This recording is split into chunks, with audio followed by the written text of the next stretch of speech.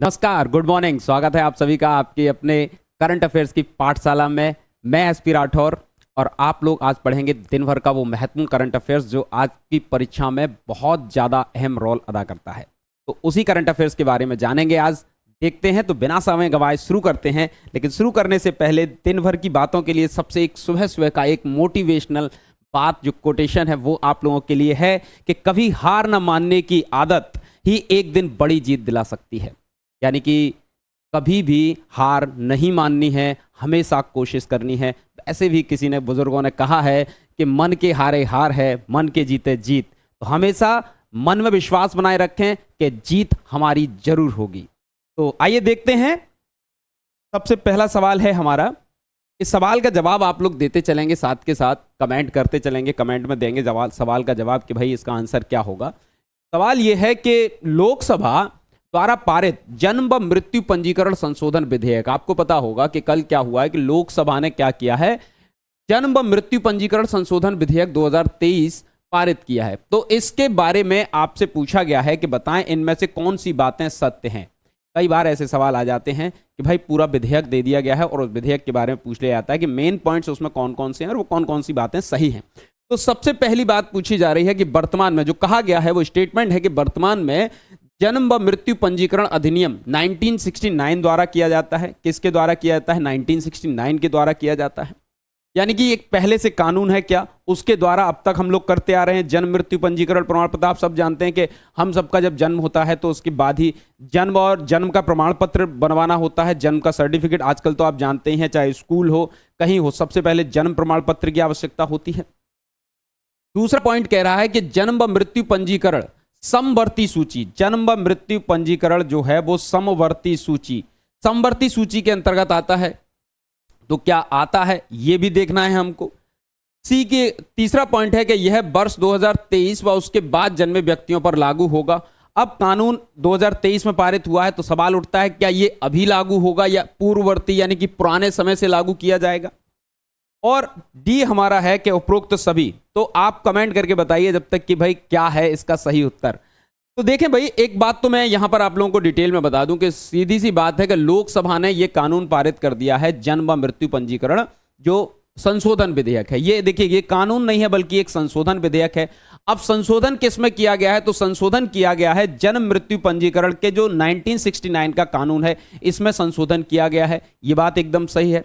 अब दूसरी बात कि जन्म व मृत्यु पंजीकरण सूची के अंतर्गत आता है, ये समवर्ती सूची के अंतर्गत आता है। ये एकदम सही बात है। अब समवर्ती सूची क्या होती है इस विषय पर मैं भी आप लोगों को बताऊंगा, ठीक है ना। समवर्ती सूची क्या होती है इस विषय पर अभी बात करेंगे। उससे पहले देखते हैं क्या यह वर्ष 2023, यानी कि ये बात भी सही है, यह वर्ष 2023 व उसके बाद जन्मे व्यक्तियों पर लागू होगा। जी हां, कोई भी इस तरीके का कानून, अब मेरा जो जन्म है वो इस कानून के द्वारा, मेरा प्रमाण पत्र इस कानून के द्वारा तो नहीं बन सकता है क्योंकि मेरा जन्म तो बहुत पहले हो चुका है। तो ये कानून लागू होगा उन व्यक्तियों पर जो 2023 की शुरुआत और उसके बाद जन्मेंगे। उन लोगों के लिए ये कानून लागू होगा, उन्हें इसमें रजिस्ट्रेशन कराना होगा और इसके बाद क्या होगा, जो हमारा जो रजिस्ट्रार है उस वहां रजिस्ट्रेशन होता है और उसके बाद ही आपको प्रमाण पत्र दिया जाएगा। इसकी आवश्यकता, यानी कि ये सभी बातें सही है। अब बात करूं कि इसकी आवश्यकता क्या है। आवश्यकता यह है कि अभी तक क्या होता है कि कई लोग अपनी उम्र को छुपा लेते हैं, कहीं कम लिखा दिया, कहीं क्या करते, ज्यादातर लोग तो कम ही लिखा देते हैं। कई बार स्कूल में एडमिशन नहीं हो पाएगा बच्चे का समय पर, इसलिए वो क्या करते हैं, कई पेरेंट्स उम्र अपने बच्चे की बढ़ी हुई दिखा देते हैं। इस सब को रोकने के लिए आधार कार्ड में जरूरत होती है। तो सब चीजों को मिला करके अब इस एक माध्यम से ही रजिस्ट्रेशन करना होगा। अब अलग अलग रजिस्ट्रेशन या अलग अलग प्रमाण पत्र की आवश्यकता न होकर के एक ही जगह प्रमाण पत्र बनेगा। समवर्ती सूची का विषय है, बिल्कुल सही बात है। अब समवर्ती सूची क्या होती है आपको मैं बता दूं। भाई देखिए, एक बात तो यह है कि जो समवर्ती सूची है ये होती क्या है। समवर्ती सूची के बारे में एक बात याद रखेंगे कि संविधान में क्या किया गया है। संविधान में 7वीं अनुसूची दी गई है। संविधान में एक 7वीं अनुसूची दी गई है और 7वीं अनुसूची में शक्तियों का बंटवारा किया गया है केंद्र सरकार और राज्य सरकार के बीचों में। और इसके लिए 7वीं अनुसूची में जो दिया गया है उसमें दिया गया है, एक सूची दी गई है। क्या दी गई हैं? सूची दी गई हैं। और ये 3 सूचियां हैं। एक है आपके संघ सूची, एक आपको संघ सूची बताई गई है, एक बताई गई है राज्य सूची और एक बताई गई है आपके समवर्ती सूची। ठीक है, एक बताई गई है समवर्ती सूची, ये सूचियां बताई गई हैं। देखिए अब इनमें होता क्या है, बस छोटे छोटे से पॉइंट में जान लेंगे कि संघ सूची पर संसद कानून बनाएगी। कौन कानून बनाएगा? संसद ही कानून बना सकती है। Only parliament can make laws on union list. क्या बोलते हैं इसको? Union list. तो इस पर कानून केवल संसद बना सकती है, पार्लियामेंट बना सकती है। राज्य सूची पर जब कानून बनाना होगा तो केवल कौन बना सकता है? राज्य सरकार ही कानून बना सकती है। कौन बना सकता है? राज्य सरकार। यानी कि राज्य के लिए महत्वपूर्ण जो विषय होंगे वो इसमें शामिल होंगे। समवर्ती सूची में अगर कोई बात है, विषय है, तो उस पर कानून दोनों बना सकते हैं, राज्य सरकार भी और केंद्र सरकार भी, यानी कि पार्लियामेंट और आपके स्टेट गवर्नमेंट दोनों बना सकते हैं कानून। तो ये समवर्ती सूची के अंतर्गत है। अभी तक क्या होता था कि राज्य में अलग अलग जगहों पर रजिस्ट्रेशन होता था। अब केंद्र सरकार ने एक पूरा सिस्टम बना दिया है कि हाँ जी, अब इससे होगा क्या? इससे होगा यही कि पूरे देश में जो जन्म मृत्यु का जो डेटाबेस है वो उसमें एक रूपता आ जाएगी अब, और वो आगे के लिए हमारे लिए महत्वपूर्ण होगा। ठीक है, इससे घपलेबाजी कम हो जाएगी थोड़ा सा। ठीक है, तो इसलिए ये कानून बनाया गया है, संशोधन किया गया है इसमें। और आपने समवर्ती सूची समझ ली है क्या होती है, जो कि 7वीं अनुसूची का एक भाग है। ये बात आपको समझ आ गई। मैं उम्मीद करता हूं जानकारी बढ़िया लगी होगी, और जानकारी अगर बढ़िया लगी है तो उम्मीद आपसे यही कहूंगा, रिक्वेस्ट करूंगा कि आप चैनल को लाइक, शेयर और सब्सक्राइब जरूर करें। तो अब देखते हैं दूसरा सवाल आप लोगों के सामने है। तो दूसरे सवाल की कुछ मुख्य मुख्य बातें हैं, वो भी हम देखेंगे साथ में। तो साथ में, लेकिन हाँ, जब सवाल आपके सामने आ जाता है तो आप सवाल देखने के बाद उस पर कमेंट जरूर करा करें। सवाल यह है कि महिला सशक्तिकरण पर G20 एम्पावर मंत्री स्तरीय सम्मेलन का उद्घाटन किसके द्वारा किया गया है? आपको पता होगा G20 एम्पावर मंत्री स्तरीय सम्मेलन हुआ है। G20 के कई सारे सम्मेलन भारत में इस समय हो रहे हैं, क्योंकि G20 भारत इस बार क्या कर रहा है? G20 की अध्यक्षता कर रहा है। भारत, आपको पता ही होगा, G20 की अध्यक्षता इस बार भारत को मिली है। तो G20 की अध्यक्षता जब भारत कर रहा है तो भारत के इस अध्यक्षता के साथ साथ कई और छोटी छोटी मिनिस्टेरियल लेवल की, ठीक है, डेलीगेशन लेवल की बहुत सारी मीटिंग्स हो रही हैं और प्रोग्राम्स हो रहे हैं। उन्हीं में एक प्रोग्राम ये भी है। अभी इसको लेकर के जो हमारे लीडर्स हैं, यानी कि राष्ट्राध्यक्षों की बैठक अभी सितंबर में प्रस्तावित है, वो होगी। तो पहली बात तो यह कि इसी में से एक बैठक हो रही है, एम्पावर, ये मंत्री स्तरीय सम्मेलन हो रहा है। ये मिनिस्टेरियल एक समिट है, और मिनिस्टेरियल समिट में आपको बताना है कि इसका उद्घाटन किसके द्वारा किया गया है। क्या ये स्मृति ईरानी है? क्या ये ओम बिरला है? क्या द्रौपदी मुर्मू है? क्या मीनाक्षी लेखी हैं? अब आप जानते होंगे कि यहां पर सबसे बड़ी बात यह है कि भाई ये एम्पावर किसके लिए हो रहा है? एम्पावर हो रहा है वुमेन्स के लिए। तो ये आपकी एक मंत्री हैं, इनके द्वारा इसका उद्घाटन किया गया है। ये मिनिस्टेरियल लेवल की हैं। आप कह सकते हैं कि द्रौपदी मुर्मू भी, यानी भारत की महामहिम राष्ट्रपति भी इसमें ऑप्शन में है, तो यहां भटकना नहीं है। ये मिनिस्टेरियल लेवल की मीटिंग है जिसमें मिनिस्टर्स ही पार्टिसिपेट कर रहे हैं। राष्ट्राध्यक्ष यानी राष्ट्र प्रमुख जो भारत के हैं, द्रौपदी मुर्मू, वो इसमें पार्टिसिपेट नहीं कर रहे हैं। ठीक है, तो कौन ने इसमें किया है? स्मृति ईरानी। इनके पास जो मंत्रालय है, आप उसको कमेंट करके बता सकते हैं कि भाई कौन सा मंत्रालय है। वैसे मैं बता देता हूं कि इनके पास महिला बाल विकास मंत्रालय है। इनके पास है महिला बाल विकास मंत्रालय, ठीक है ना, महिला बाल विकास मंत्रालय है इनके पास में। ठीक है, अब कई बातें और आती हैं भाई, कि जैसे ये समिट कहां पर हुई। अगर इस समिट के बारे में पूछा जाए तो ये समिट कहां पर हुई है? ये समिट हुई है गांधीनगर, गुजरात में। ये समिट कहां पर हुई? गांधीनगर, गुजरात में। ठीक है ना, गांधीनगर, गुजरात में इसका आयोजन हुआ है इस समिट का। ठीक है, गांधीनगर, गुजरात में ये वाली समिट हुई है। ठीक, इतनी बात आपको और पता होनी चाहिए कि ये समिट कहां हुई है। ये समिट हुई है गांधीनगर, गुजरात में। क्लियर है इतनी सी बात? गांधीनगर, गुजरात में हुई है ये समिट। अच्छा, एक और बात अब जब आती है कि भाई ये G20 की मैंने आपको बताया कि सितंबर में क्या होगा। G20 की जो G20 की जो बात है, G20 की जो राष्ट्राध्यक्षों की बैठक होगी, लीडर्स समिट होगी। लीडर्स समिट कब होगी इसकी? लीडर्स जो समिट है वो आपके होगी कब? सितंबर 2023 में। सितंबर 2023 में राष्ट्राध्यक्षों की समिट यहां पर प्रस्तावित है, वो होने वाली है। ठीक है, उम्मीद करता हूं आपको इतनी जानकारी समझ आई होगी, क्लियर लगा होगा, बढ़िया लगेगा तो इस जानकारी को लाइक और शेयर भी जरूर कीजिएगा। क्लियर है भाई? चलिए, बहुत बढ़िया। अब और चीजों को देखें। G20 के बारे में अगर एक दो बात की जाए तो क्या है G20 के बारे में? तो देखिए, G20 के बारे में एक बात तो ये है कि ये ग्रुप ऑफ 20 है। इसमें 19 देश हैं प्लस एक यूरोपियन यूनियन है। क्या है? European union. क्या है इसमें? European union.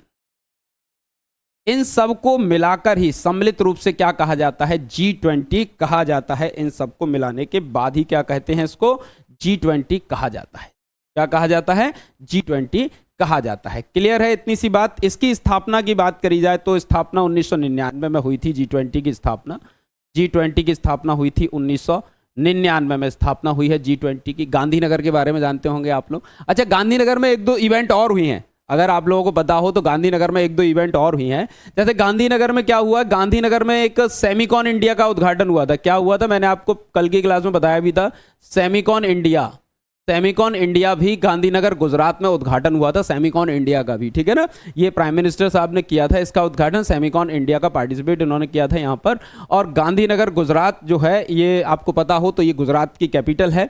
गुजरात की कैपिटल होने के साथ साथ एक और बात गांधीनगर के बारे में याद मैं आप लोगों को बता दूं, मुझे याद आ गया तो, कि ये सेकंड इंडिया का जो है, इंडिया का सेकंड प्लान्ड सिटी है।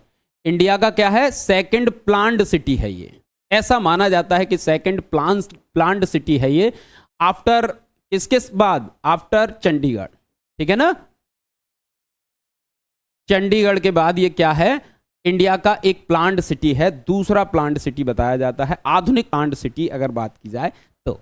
ठीक है, ये सवाल आप लोगों को समझ आ गए होंगे। यहां इतनी सारी बातें आप लोग जीके से जुड़ी हुई, मैंने शुरू में कहा आप लोगों से, जब तक जीके से जुड़ी हुई बातें नहीं जानेंगे, करंट अफेयर्स पढ़ने का बहुत ज़्यादा फायदा नहीं मिलेगा। क्योंकि हमें जीके के साथ में करंट अफेयर्स है वो जीके के साथ जोड़ के देखेंगे तो बहुत सारी चीज़ें क्लियर हो जाएंगे। आप तो देखिए यहाँ पर कई सारी बातें जानने को मिल गई।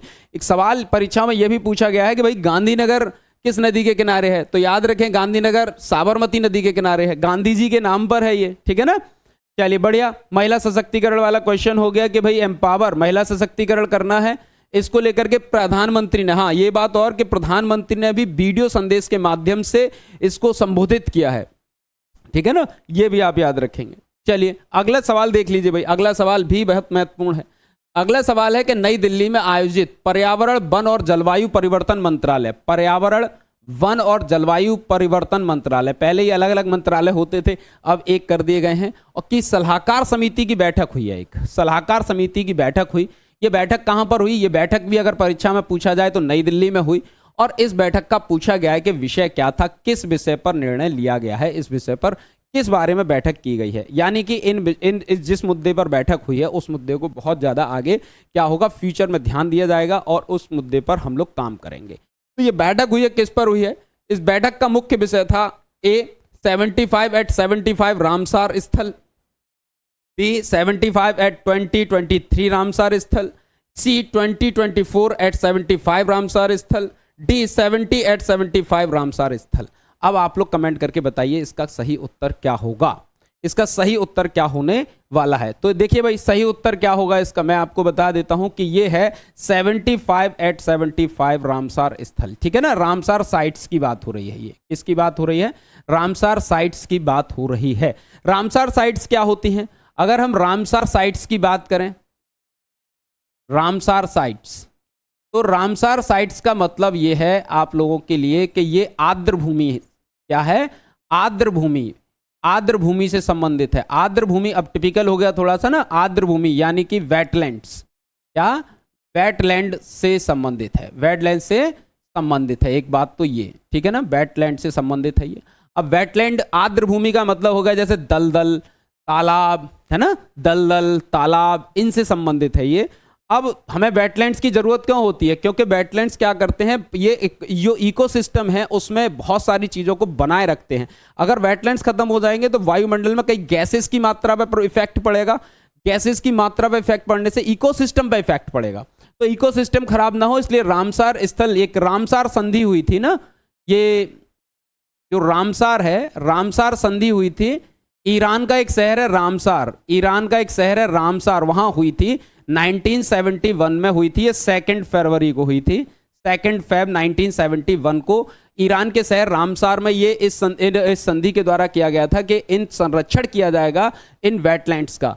तो ये हुई थी, इसीलिए 2 फरवरी को क्या होता है? विश्व आर्द्र भूमि दिवस होता है। ठीक है ना? विश्व आर्द्र भूमि दिवस होता है, आर्द्र भूमि दिवस होता है इस दिन। हालांकि ये संधि लागू हुई थी 1975 में, क्या हुआ है, ये संधि लागू हुई थी, लेकिन ये साइन हुई थी आपके 2 फरवरी 1971 को, इसलिए विश्व आर्द्रभूमि दिवस भी 2 फरवरी को मनाया जाता है। वेटलैंड से संबंधित है, ईरान का शहर है। अब मूल बात पर आते हैं कि 75 एट 75 क्या है। देखिए, आप जानते हैं कि 75 का मतलब आजादी के 75 वर्ष। आजादी के कितने वर्ष? आजादी के 75 वर्ष हम लोग मना रहे हैं ना, अमृत महोत्सव आजादी का।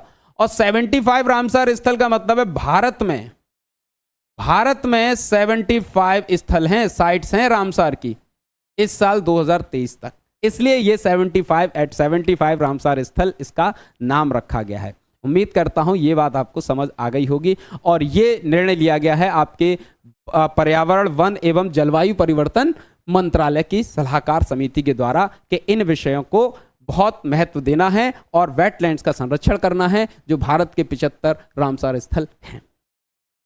चलिए अगले सवाल की ओर बढ़ते हैं और अगला सवाल देखते हैं भाई अगला सवाल कितना महत्वपूर्ण है। हाँ, ये एक मैप है आप लोगों के लिए, बहुत क्लियर, अगर शायद नजर आ रहा हो आपको, तो भारत के सभी 75 आपके क्या दिए गए हैं, यहाँ पर रामसर स्थल दिए गए हैं, तो आप देख सकते हैं इसमें हर राज्य से, लगभग सभी राज्यों से वेटलैंड स्थल यहाँ पर हैं, तो आप देख सकते हैं इनको। ठीक, अगले सवाल पर बढ़ते हैं। अगला सवाल है, एक और महत्वपूर्ण सवाल है, ये उत्तर प्रदेश से है कि उत्तर प्रदेश सरकार ने ऐतिहासिक किलों को हेरिटेज होटल में बदलने का निर्णय लिया है। ऐतिहासिक किलों को, जो ऐतिहासिक किले हैं उनको अब हेरिटेज होटल में बदल दिया जाएगा। क्या कर दिया जाएगा? Heritage hotel. मतलब अब ये होटल की तरह काम करेंगे, लेकिन ये हेरिटेज होटल होंगे। हेरिटेज होटल मतलब ये है कि इनकी जो बनावट है, इनकी जो मूल प्रकृति है उसको नहीं बदला जाएगा, यानी कि इसमें कोई नया निर्माण नहीं कर सकते हैं आप कि भाई इस बुर्जी को तोड़वा दिया और नया कुछ बनवा दिया, वो सब नहीं होगा, बल्कि उसे एक हेरिटेज होटल की तरह ही आपको प्रिजर्व करना है, कंजर्व करना है, बदलने का निर्णय लिया है। और ये इनमें कौन सा किला शामिल नहीं है? कौन सा किला शामिल नहीं है इन किलों में से? तो देखिए, मिर्जापुर का चुनार का किला, झांसी का बरुआ सागर किला, बरसाना का जल महल या आगरा का लाल किला, इनमें से कौन सा शामिल नहीं है? कमेंट करके आप लोग चाहें तो उत्तर दे दीजिएगा, लेकिन मैं आप लोगों को इसका उत्तर बता देता हूं, यह है आगरा का किला। इसमें आगरा का किला शामिल नहीं है। इसमें आगरा का किला शामिल नहीं है। क्या है? आगरा का किला इसमें शामिल नहीं है। ये मिर्जापुर का, एक तो मिर्जापुर का चुनार का किला है। आप लोग इस चुनार के किले के बारे में जानते होंगे। चुनार का घेरा डाला गया था जब हुमायूं के द्वारा तो अटैक हुआ यहाँ पर। हुमायूं और शेरशाह की लड़ाई के लिए प्रसिद्ध है चुनार का किला। लेकिन मैं इतिहास के बारे में थोड़ा सा और पीछे जाऊं तो चुनार का किला बनवाया है आपके उज्जैन के एक राजा का नाम सुना होगा आपने, महान राजा हैं ये उज्जैन के शासक हैं। देखिए, इस चुनार के किले की बात की जाए तो उज्जैन के शासक रहे आपके विक्रमादित्य, ठीक है ना, विक्रमादित्य। उज्जैन के शासक विक्रमादित्य के द्वारा इस किले का निर्माण करवाया गया था। बाद में इस पर शेरशाह सूरी और कई अन्य लोगों ने शासन यहां पर किया है। ठीक, यहां पर भर्तहरि ऋषि का मंदिर भी है। क्या है? भर्तहरि ऋषि का मंदिर है, यहां पर मंदिर है यहां पर, ठीक है ना। अब देखिए, एक तो ये हो गई इसकी बात, उज्जैन के विक्रमादित्य ने बनवाया था। भर्तृति का मंदिर भी है। मिर्जापुर का चुनार का किला है। कैमूर पहाड़ियों में बना है। ये कहां पर है? कैमूर पहाड़ियों में बना है। ये भी पूछा जा सकता है कहीं किसी परीक्षा में कि भाई कैमूर पहाड़ियों में कौन सा आपका किला है, या चुनार का किला कौन सी पहाड़ियों में है? तो कैमूर की पहाड़ियों में है। अब एक और ऑप्शन, जैसे झांसी का बरुआ सागर किला है। झांसी का बरुआ सागर किला है। कौन सा है? झांसी का बरुआ सागर किला। देखिए, बरुआ सागर किले की खास बात की एक तो बात यह है कि झांसी में है, ठीक है ना। आपको पता होगा कि ये जो बरुआ सागर झील है। यहाँ पर क्या है? बरुआ सागर नाम क्यों है इसका? क्योंकि बरुआ सागर, यहाँ पर एक बरुआ सागर झील है। बरुआ सागर क्या है? यहाँ पर झील है। एक चंदेल शासकों ने बनवाया ऐसे। क्या है ये? चंदेल शासकों का। क्या है? चंदेल शासकों का। क्या है ये? चंदेल शासकों ने एक झील बनवाई और उसी झील के नाम पर यहाँ पर बरुआ सागर किला बना है। ठीक, अब बरसाना का जो जल महल है, बरसाना कहां पर है भाई? बरसाना ये आपके मथुरा, बरसाना का ये मथुरा में है, ठीक है। ये भी शामिल किया गया है, इसको भी नाम दिया गया है यहाँ पर। ये बहुत प्राचीन है जो आपका बरसाना का जल महल है। ये एक छोटा सा महल है और ये एक झील के बीचों बीच है। ठीक, अब आगरा का किला के बारे में आप सभी जानते हैं, इसका ये उत्तर होगा आपका कि ये इसमें शामिल नहीं है। आगरा का किला आप जानते हैं कि आगरा का किला किसने बनवाया, तो आगरा का किला अकबर के द्वारा बनवाया गया था। आगरा का किला अकबर ने बनवाया था। आगरा के किले को किसने बनवाया था, ये अकबर के द्वारा निर्मित किला है। बलुआ पत्थरों से बना है। किससे बना है, बलुआ पत्थरों से बना है। बलुआ पत्थर से बना हुआ ये किला है आपका, ठीक है ना, बलुआ पत्थरों से बना है। तो ये बातें कुछ कुछ बातें हैं जो ऐतिहासिक रूप से आपको याद रखनी चाहिए। आगरा का किले, ये सब चीजें, मिर्जापुर, झांसी। चलिए बढ़ते हैं अगले सवाल की ओर। हाल ही में किस देश की सेना ने ब्रिगेडियर व उससे ऊपर रैंक के लिए एक समान वर्दी व्यवस्था लागू कर दी है। देखिए वर्दी व्यवस्था लागू कर दी है और वो भी एक समान वर्दी व्यवस्था, समान वर्दी व्यवस्था लागू कर दी है। लेकिन ये वर्दी व्यवस्था, अगर कई बार सवाल, अगर ट्रिकी क्वेश्चन पूछ दिया जाता है तो पूछा जा सकता है कि ब्रिगेडियर की बजाय ब्रिगेडियर को उसमें से छोड़ा जा सकता है, कि उससे पूछा जा सकता है कि कैप्टन और उससे ऊपर की रैंक के लिए बनाया गया है कि नहीं। ये ब्रिगेडियर और उससे ऊपर की रैंक के अधिकारियों के लिए एक समान वर्दी व्यवस्था लागू कर दी गई है। अभी तक क्या होता था, वर्दी सबकी अलग अलग होती थी, जिससे पहचान हो जाती थी कि ये अधिकारी किस रैंक का अधिकारी है। तो इसमें किस देश ने ये एक समान वर्दी व्यवस्था लागू की है? क्या ये बांग्लादेश है, क्या ये ईरान है, क्या भारत है, क्या इजराइल है? तो इसका सही उत्तर आप लोग दें, उससे के साथ ही मैं भी बता देता हूं आप लोगों को, आप यही जानने आए हैं इस क्लास में। तो इसका उत्तर है भारत। भारत ने ऐसा किया है, ठीक है ना। भारत ने एक समान वर्दी व्यवस्था लागू कर दी है। किसके लिए? सेना में जो ब्रिगेडियर और उससे ऊपर रैंक के जो अधिकारी होंगे उन लोगों के लिए, ठीक है ना, उन अधिकारियों के लिए क्या लागू कर दी गई है? एक समान वर्दी व्यवस्था लागू कर दी है। चलिए बढ़ते हैं अगले सवाल की ओर। और अगला सवाल देखिए क्या है। अगला सवाल है कि लंदन के किस विश्वविद्यालय के वैज्ञानिकों ने लंग कैंसर यानी कि जो फेफड़ों का कैंसर होता है ना, कौन सा कैंसर होता है? फेफड़ों का कैंसर। तो फेफड़ों का कैंसर की सर्जरी में मदद करने के लिए नन्हा एक बहुत छोटा सा रोबोट बनाया है। एक बहुत छोटा सा रोबोट बनाया है। ये रोबोट 2 मिलीमीटर किसका है, क्या कहेंगे इसको, 2 मिलीमीटर, ये थोड़ा सा, हाँ जी, 2 मिलीमीटर व्यास का बनाया है। आप सोच सकते हैं 2 मिलीमीटर व्यास का ये रोबोट बनाया है। तो ये किसने बनाया है? कौन से विश्वविद्यालय के वैज्ञानिकों ने बनाया है? लीड्स विश्वविद्यालय, ऑक्सफोर्ड विश्वविद्यालय, कैम्ब्रिज विश्वविद्यालय, या इनमें से कोई भी नहीं? लंदन।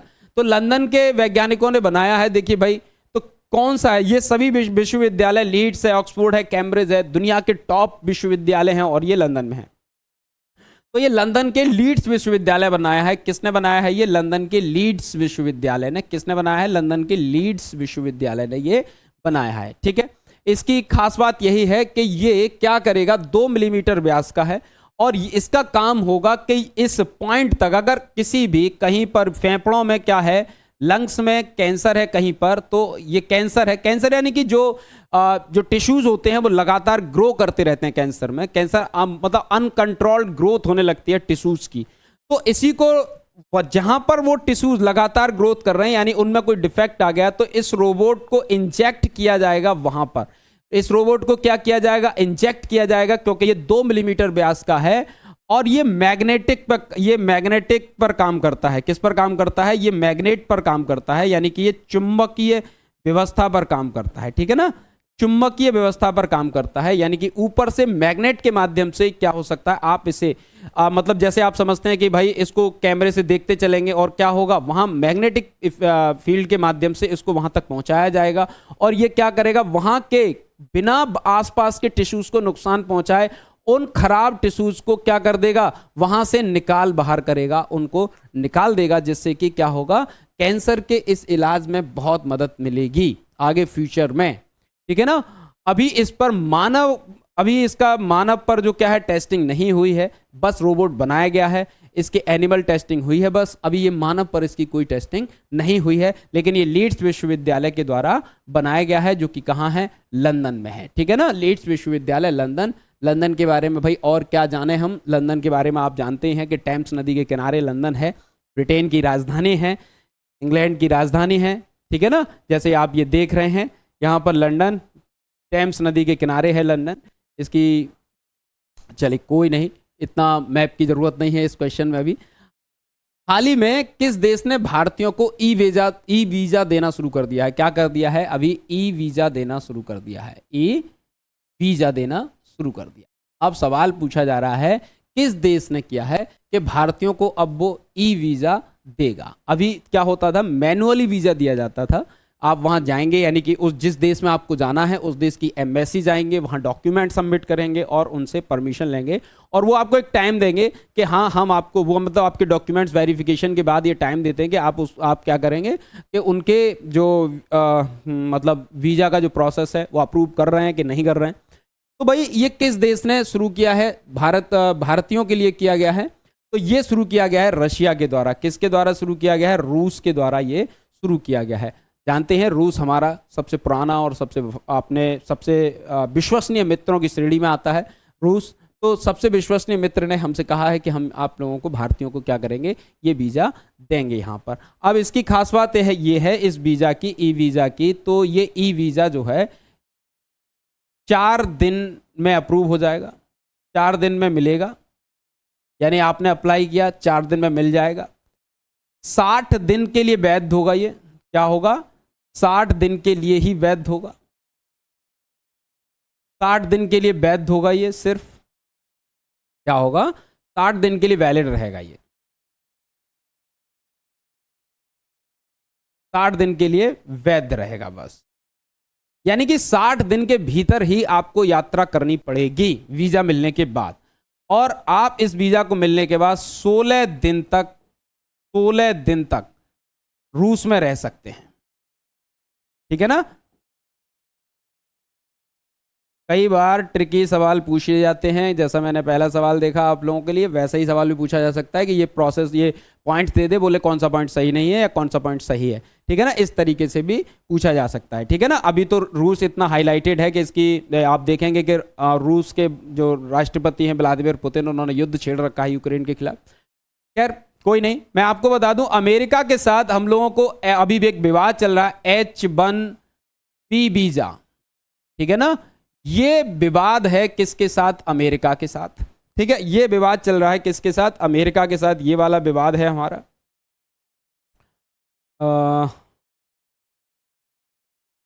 और चाइना के साथ एक विवाद है, चाइना के साथ है स्टेपल वीजा विवाद। स्टेपल वीजा विवाद चल रहा है चाइना के साथ। स्टेपल वीजा विवाद चल रहा है चाइना के साथ में। स्टेपल वीजा का मतलब है चाइना ने क्या किया, चाइना अभी इसी महीने की बात है, पिछले जुलाई महीने की बात है, जुलाई में क्या किया, हमारे कुछ खिलाड़ी जा रहे थे कहां पर? चाइना, किसी इवेंट में पार्टिसिपेट करने के लिए। उनमें से 3 खिलाड़ी थे अरुणाचल प्रदेश के। आप जानते हैं, पता नहीं चाइना को क्या भूत सवार है, वो क्या चाइना ने क्या कहा? चाइना ने कहा कि इन खिलाड़ियों को, चूंकि अरुणाचल प्रदेश को उसने कहा कि वो हमारा ही पार्ट है, इसलिए उनको, जैसे तिब्बत को वो अपना मानता रहा है हमेशा, उसी तरीके से उसने कहा कि चाइना, जो अरुणाचल प्रदेश है वो उसका पार्ट है, यहाँ के लोगों को चाइना का वीजा लेने की जरूरत क्या है, वो तो चाइना के नागरिक हैं इसलिए वो आए। तो चाइना इतना मक्कारी दी और उसने क्या कहा? स्टेपल वीजा, यानी कि उसने वीजा देने की बजाय एक नोट, एक कागज, एक रसीद भारतीय पासपोर्ट के साथ चिपका के उन खिलाड़ियों को दे दिया कि आप लोग अब चाइना आ सकते हैं, कोई दिक्कत नहीं है। लेकिन उन सभी खिलाड़ियों ने चाइना जाने से उस स्टेपल वीजा पे मना कर दिया। भारतीय विदेश मंत्री एस जयशंकर जी ने भी वहां पर बड़ी आपत्ति दर्ज कराई इसको लेकर के चाइना में कि भाई ये आप क्या करें, ये इस तरीके की हरकत ना करें। इससे पहले भी चाइना ऐसी हरकतें कई बार कर चुका है। मनमोहन सिंह सरकार में भी उसने अरुणाचल प्रदेश के लिए ऐसा ही करने का तब भी प्रयास किया था, हमने तब भी उसका विरोध किया।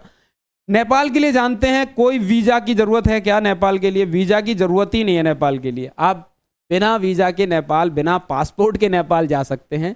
आप क्या हो, भारतीय व्यक्ति हैं तो वहाँ वीजा लगता ही नहीं है। आप खुला बॉर्डर है, आवागमन जारी है नेपाल के लिए। आजकल आपने चर्चा में सुना होगा, एक महिला है और वो महिला मतलब समझिए कि पाकिस्तान की एक महिला है, पाकिस्तान से नेपाल गई, नेपाल से भारत आ गई और भारत में आराम से रह रही है। रोज उसके इंटरव्यू चल रहे हैं, मीडिया जबरदस्त लगा हुआ उसकी कवरेज लेने के लिए। तो आप समझ सकते हैं नेपाल का बॉर्डर कितना, इस तरीके का, कोई पासपोर्ट वीजा की जरूरत है नहीं वहां पर।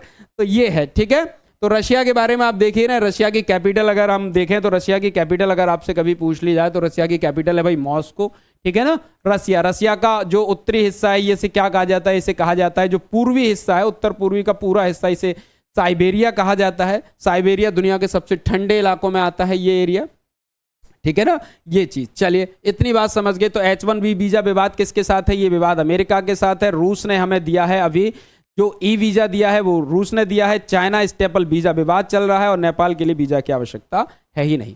चलिए अगली बात करते हैं। हाल ही में जारी रेफिनिटिव आइकॉन रिपोर्ट के अनुसार एक रिपोर्ट जारी हुई है, रेफिनिटिव रिपोर्ट, ठीक है ना, एक रेफिनिटिव आइकॉन रिपोर्ट जारी हुई है और इस रिपोर्ट के अनुसार दुनिया की सबसे मूल्यवान कंपनी कौन सी है, यानी कि वैल्यूएबल कंपनी कौन सी है। दुनिया की सबसे वैल्यूएबल कंपनी का सवाल पूछा जा रहा है कि दुनिया की सबसे वैल्यूएबल कंपनी कौन सी है। तो दुनिया की सबसे वैल्यूएबल कंपनी आप बताइए जरा कौन कौन सी है। एप्पल है, माइक्रोसॉफ्ट है, सऊदी अरामको है, अल्फाबेट है। तो चलिए इसका एक सीधा सा जवाब है कि दुनिया की सबसे जो वैल्यूएबल कंपनी है जिसने $3 बिलियन से ऊपर का आप मार्केट कैप प्राप्त कर लिया है, वो कंपनी है आपके एप्पल, ठीक है ना। कौन सी कंपनी है? एप्पल। इसमें आप देख सकते हैं कौन सी कंपनी है, ये एप्पल कंपनी है। इस कंपनी ने $3 बिलियन से ऊपर का, यानी कि क्या किया इसने, 3 बिलियन, ठीक है ना, $3 बिलियन से प्लस का इसने टर्नओवर प्राप्त कर लिया है। Market capitalisation, turnover, market cap प्राप्त किया है इसने। क्या किया है? मार्केट कैप की कंपनी ये बन गई है। कौन सी? Apple company. आप जानते हैं एप्पल कंपनी आपके क्या बनाती है, आपके बहुत सारी चीज़ें बनाती है। ये आपके मोबाइल फ़ोन्स बनाती है, आपके लैपटॉप्स बनाती है, आईपैड बनाती है और भी बहुत सारी इस तरीके के इंस्ट्रूमेंट्स बनाती रहती है एप्पल कंपनी, ठीक है ना। एप्पल कंपनी इस तरीके के काम करती है। उम्मीद करता हूं आपको इतनी बात समझ में आई होगी, ठीक है। अगर आपसे कभी क्या कहते हैं कि ये पूछा जाए कि भाई एप्पल कंपनी की स्थापना कब हुई, तो एप्पल की स्थापना 1976 में हुई थी और इसको स्थापना करने वाले 3 लोग थे। इसकी स्थापना में जुड़े हुए कितने लोग थे? इसकी स्थापना में 3 लोग इसकी स्थापना में जुड़े हुए थे, जो आपके हैं टिम कुक। एक तो कौन से थे? एक हैं आपके टिम कुक। इसके संस्थापक की बात की जाए एप्पल के, वैसे इतनी पुरानी बात जानने की आपको आवश्यकता नहीं है। वैसे इसमें सबसे फेमस नाम जो हम लोग जानते हैं वो है स्टीव जॉब्स का। क्या नाम है? स्टीव जॉब्स का नाम है। माइक्रोसॉफ्ट, देखिए मैं आपको बता दूं ये चारों कंपनियां क्या है, दूसरे नंबर पे है आपके माइक्रोसॉफ्ट। दूसरे नंबर पे कौन सी कंपनी है?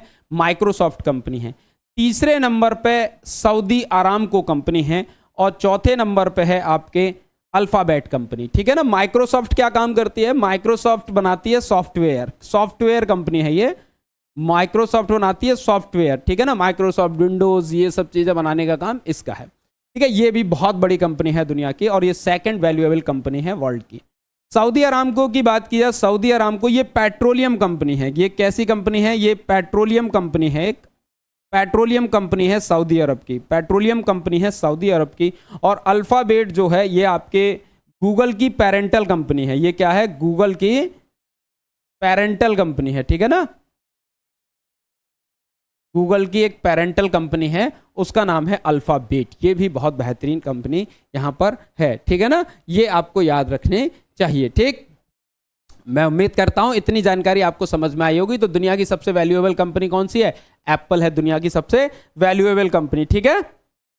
कई भारतीय इन कंपनियों से जुड़े हुए हैं, उनसे भी सवाल बन सकता है कि भाई एप्पल का सीईओ कौन है, माइक्रोसॉफ्ट का सीईओ कौन है, ठीक है ना। ये भी आपसे सवाल बन सकता है, गूगल का सीईओ कौन है।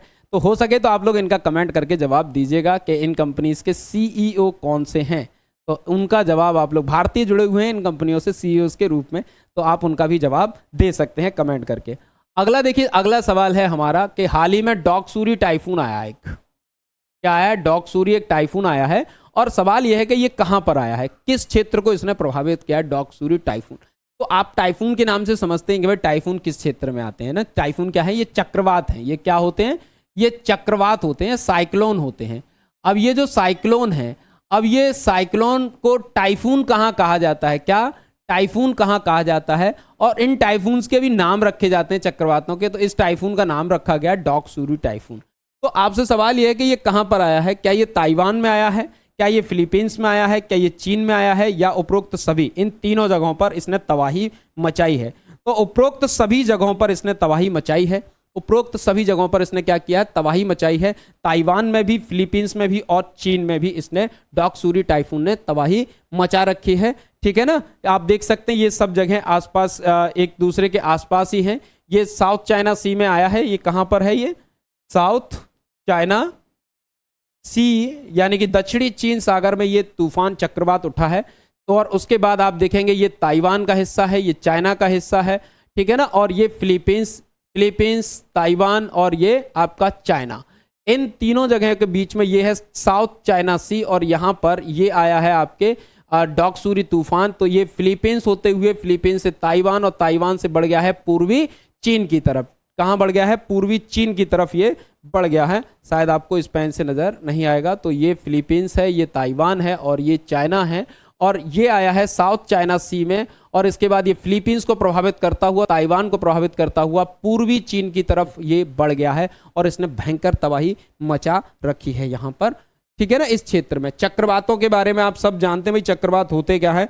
तो मैं आपको बस छोटी सी हिंट दे दे रहा हूं कि चक्रवात क्या होते हैं। चक्रवात चक्रीय क्रम से चलने वाली हवाएं होती हैं। हवाएं क्या होती हैं? चक्रीय क्रम से इस प्रकार से चलने लगती हैं। अब चक्रवात बन जाते हैं। इनसे क्या बन जाते हैं? इनसे चक्रवातों का निर्माण हो जाता है। इनसे क्या हो जाता है? चक्रवातों का। चक्रवात का ये क्या होता है? ये केंद्र होता है और ये होती है परिधि।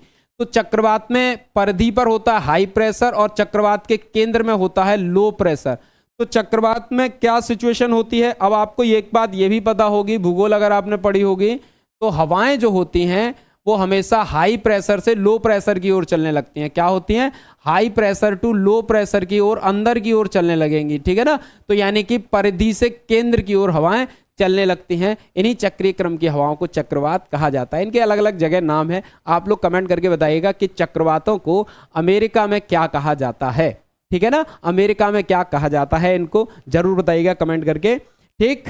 अब देखिए भाई, अगला सवाल देखिए। दुनिया के सबसे उम्र दराज व्यक्ति जोस पॉलिनो गोम्स, जिनका हाल में निधन हुआ है, किस देश के थे? ठीक है, दुनिया के सबसे उम्र दराज व्यक्ति हैं ये। दुनिया के क्या हैं? सबसे उम्र दराज व्यक्ति हैं। दुनिया के सबसे उम्र दराज व्यक्ति हैं ये। 127 साल के, 27 साल प्लस के हैं। कितने साल के? 127 साल प्लस के व्यक्ति हैं। नाम है इनका जोस पॉलिनो गोम्स। नाम है जोस पॉलिनो गोम्स, और इनका हो गया है निधन। और निधन ये किस देश के हैं, सवाल ये उठता है। तो सवाल का उत्तर है ब्राजील। ये हैं आपके ब्राजील के रहने वाले। ब्राजील के रहने वाले हैं। ब्राजील के रहने वाले। पांचवा सबसे बड़ा देश है, 5th लार्जेस्ट कंट्री है ना, 5th लार्जेस्ट कंट्री है इन टर्म्स ऑफ एरिया, ठीक है ना, ब्राजील। और ये ब्राजील के रहने वाले हैं, और ये सबसे उम्र दराज व्यक्ति थे जिनका निधन हो गया है हाल ही में। अच्छा, ब्राजील के मिनी ब्राजील, भारत का मिनी ब्राजील किसे कहा जाता है? चलिए आप ये बताइए, भारत का मिनी ब्राजील किसे कहा जाता है? भारत का मिनी ब्राजील किसे कहा जाता है? आप लोग बताएं जरा। प्रधानमंत्री मोदी जी कई बार इसका मन की बात कार्यक्रम में जिक्र कर चुके हैं, तो आपको ये बता सकते हो तो जरूर बताएं कि भारत का मिनी ब्राजील किसे कहा जाता है। ब्राजील जाना जाता है किसके लिए? फुटबॉल के लिए जाना जाता है ना, फुटबॉल के लिए जाना जाता है। ये किस लिए जाना जाता है? ब्राजील। ब्राजील जाना जाता है फुटबॉल के लिए। और भारत का एक शहर ऐसा है, उस शहर का एक गांव ऐसा है जिसमें से हर कोई ना कोई फुटबॉल, घर में से कोई ना कोई फुटबॉल खिलाड़ी अवश्य है। तो इसलिए इसको भारत का मिनी ब्राजील कहा जाता है। और ये बात प्राइम मिनिस्टर ने अपने मन की बात में कही थी। तो ये है आपका, मैं आपको उत्तर बता देता हूं साथ के साथ। और ये है आपके, कौन है? ये है आपके मध्य प्रदेश का, एमपी के शहडोल का, एमपी के शहडोल का गांव है एक, बिचारपुर, ठीक है ना, बिचारपुर गांव है। और ये उससे संबंधित है, एमपी के शहडोल के बिचारपुर गांव से ये संबंधित है। क्लियर है इतनी सी बात? तो ये है वो जो यूपी का, जो भारत का मिनी ब्राजील कहा जाता है, एमपी के शहडोल का। ये एक सवाल था जिससे जुड़ी हुई ये जानकारी भी आप लोगों के लिए बहुत महत्वपूर्ण रही। उम्मीद करता हूं आज का करंट अफेयर्स आपको बहुत बेहतरीन और समझ में आया होगा, अच्छा लगा होगा, और इससे आप अपनी परीक्षा के लिए प्रश्न तैयार करने में बहुत सरलता महसूस करेंगे। तो आज के लिए बस इतना ही। कल फिर हमारी क्लास होगी, उस क्लास के साथ भी जुड़िएगा। जय हिंद, जय भारत।